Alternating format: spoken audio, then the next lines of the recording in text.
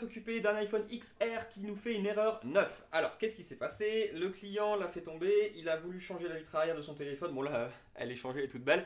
Il a changé la vitre arrière, mais il n'a pas démonté la carte mère. Il a dérapé sur la carte mère et il a vraiment rayé la NAND. Il a vraiment appuyé fort, il a dérapé sur la NAND, donc la mémoire. Depuis, forcément, l'iPhone est en panne, il nous fait l'erreur 9. Donc, j'ai évidemment tenté de le restaurer, on a bien cette erreur 9. J'ai tenté donc de retirer la NAND, bon ça il n'y a rien de bien compliqué, hein, je l'ai déjà fait. Je l'ai retiré et donc je l'ai mis dans le programmeur. Alors justement, un programmeur dont je vous parlais, c'est le nouveau programmeur qui vient de sortir, c'est le BGA 110. Alors on me l'a envoyé pour test, hein, donc c'est sympa, je vais donc pouvoir vous faire un petit peu le topo. Il y a des pour et des contre, je suis pas forcément fan, je vais vous expliquer un petit peu après pourquoi. Après sinon en principe ça peut être pratique quand même d'avoir ce petit programmeur, mais on va un petit peu en profiter pour faire le topo là-dessus. Bref, donc j'ai mis la NAND dans le programmeur, j'ai essayé de lire la NAND et malheureusement impossible de lire la NAND. La NAND est donc complètement HS, les numéros de série sont donc disparus, ont sauté. Il a donc fallu que je remplace la NAND, donc j'en ai profité pour mettre une 512 Go, autant pas bête. Hein. Et puis, forcément, il a fallu que je réécrive les numéros de série. Bref, là, ce qui va nous intéresser, c'est surtout le petit BGA, parce que beaucoup de gens m'ont posé des questions par rapport à ce modèle. Donc, je fais un petit topo pour ça. Je vais vous expliquer, je vais lancer le logiciel, et puis on va faire le topo. Alors, pour commencer, ce petit programmeur, qu'est-ce qu'il a de spécial? Parce qu'il est un petit peu différent des autres. Alors, ce qu'il y a de spécial, c'est que si vous voulez vous en servir, vous êtes obligé de payer une licence en quelque sorte. Il y a donc 300 yuan, hein, donc c'est la monnaie chinoise. Il y a 300 points en quelque sorte, on peut dire dessus. À chaque fois que vous allez écrire sur la NAND, que vous allez donc écrire un numéro de série sur une nouvelle NAND ou même réécrire pour réécrire simplement si vous voulez même faire sauter le Wi-Fi ou quoi que ce soit, vous allez devoir retirer 5 points de votre petite carte que vous injectez sur votre compte. Si j'ai fait le calcul, je crois que si je dis pas de bêtises, c'est 45 € la carte. Et avec 45 €, on fait, je crois, 60 NAND, si je dis pas de bêtises. Je revérifierai, mais voilà. Donc en gros, pour 45 €, vous faites 60 NAND. Le programmeur coûte 300 €, donc en gros, ça peut être pas mal pour ceux qui en font peu souvent ou de temps en temps, j'ai envie de dire.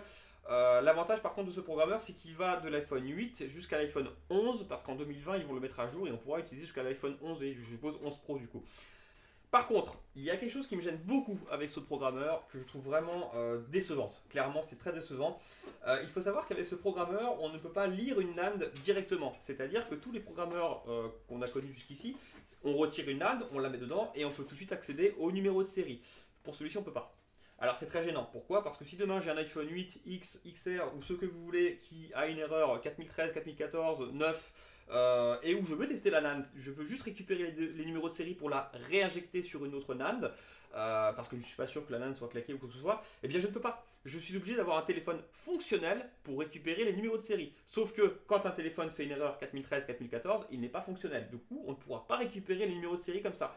J'espère sincèrement qu'ils feront une mise à jour pour corriger ça. Si c'est possible, je ne sais pas trop comment il est fait exactement à l'intérieur, mais en tout cas ça c'est un très très gros point noir. Je trouve ça presque inadmissible qu'on ne puisse pas lire simplement une NAND en la mettant dedans comme tous les autres programmeurs. Je trouve ça vraiment dommage. Pourquoi? Parce que si en gros on veut récupérer les numéros de série d'un téléphone HS, eh bien il faudra payer un service pour avoir du coup les numéros de série et les réinjecter dans une nouvelle NAND.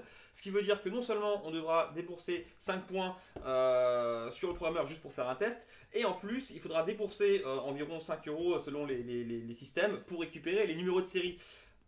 Je trouve ça un petit peu lourd quand même, hein. Ça fait beaucoup de choses pour pas grand chose. C'est pas une question de prix, c'est plutôt une question que on perd du temps. C'est vraiment gênant parce que quand on est en atelier, on n'a pas de temps à perdre avec bon bah je vais payer ça pour avoir un numéro de série, puis je vais tester là, donc il faut que j'ajoute des points parce que j'en ai plus, etc. etc. Bref, ça c'est un petit peu lourd à la gestion je trouve. Bon. C'est vraiment, voilà, chacun fera comme il veut. Par contre, effectivement, il n'est pas cher. Parce que c'est vrai que pour un programmeur de ce style-là, qui fait du 8 jusqu'au 11 du coup, c'est intéressant. Donc vraiment, ça dépendra de l'utilisation de chacun. On peut s'en sortir aussi si on veut lire les numéros de série de la NAND, etc. Il faudra du coup payer un service, mais c'est vrai que c'est un petit peu lourd. Bon, il y a les pour, il y a les contre, hein, comme je le disais. Je vais vous mettre du coup sur le logiciel et puis on va regarder un petit peu comment ça fonctionne. C'est parti. Voilà, donc là on est sur l'interface du programmeur du coup BGA 110, donc le fameux nouveau. Alors, on peut voir ici en plein milieu le système de points. Donc voilà, ici, moi il me reste 295 points du coup, parce que j'ai fait un test sur la NAND du XR que j'ai réparé. Donc il y a la petite carte, donc avec un numéro de série puis un mot de passe qu'il faudra taper quand vous injectez des points. Donc ça, voilà, il n'y a rien de bien compliqué. Vous pouvez formater la NAND du coup gratuitement. Apparemment, ça dépense pas de points. Donc bon, c'est déjà ça. D'après ce que j'ai compris, si vous formatez la NAND, ça récupère, ça ne formate pas les numéros de série. Donc en gros, ça sert pour réparer des NAND corrompus. Bon, ça n'arrive pas tous les jours non plus, mais ça peut servir.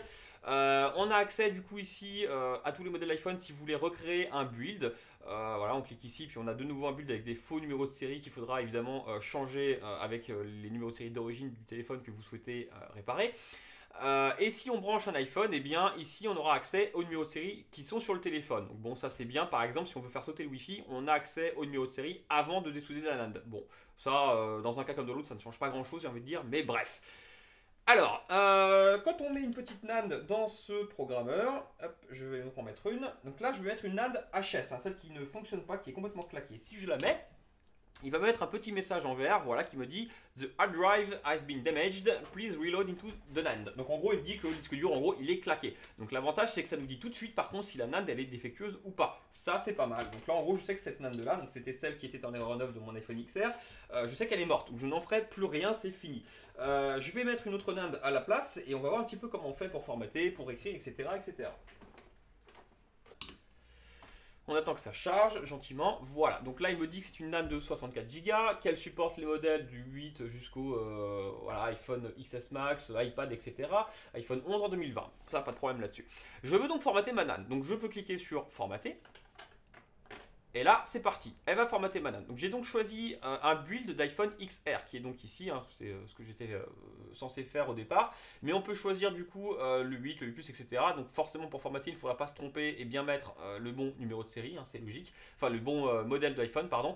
On peut donc créer ici un nouveau build ici, donc si on veut, si on a besoin. Hein. Donc là, on inscrit le numéro de série qu'on veut. On fait donc modification confirme. Voilà, donc là il me dit voilà ce qu'on a tout confirmé. Oui. Et si je fais Generate Data, là il va me faire attention, vous êtes prêt à écrire sur votre NAND. Je vais donc déduire 5 points sur votre NAND. Donc ça, si on fait du coup hop, ok et confirmé, là c'est parti, il va écrire les nouveaux numéros de série sur la NAND.